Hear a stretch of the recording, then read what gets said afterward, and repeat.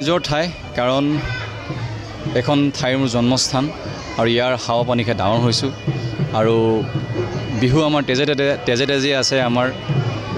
গতিকে বিহু বুলি ক'লে আমাৰ অসমীয়া প্ৰত্যেকৰে গা মনবিলাক নাচি উঠে নিজৰ ঠাইডোখৰলৈ সদায় ভাল লাগে আৰু প্ৰত্যেকবিলাক নিজৰ মানুহ নিজৰ আপোন মানুহ গতিকে আজি যিমানবিলাক আমাৰ চেনেল চাই থকা প্ৰত্যেকজন অসমবাসী ৰাইজক ৰঙালী উলগ জনাইছোঁ বছৰটো আটাইৰে কুশলে যাওক আৰু নিজৰ মনৰ আশা পূৰ হওক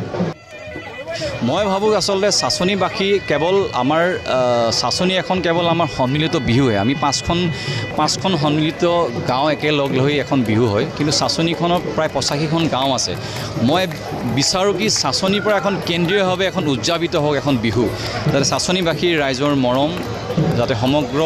অসম তথা ভাৰতবৰ্ষতে যাতে বিলাই দিয়ক আৰু যিহেতু চবেই জানে চাচনি পথাৰ কিমান ৰসাল পথাৰ চাচনিৰ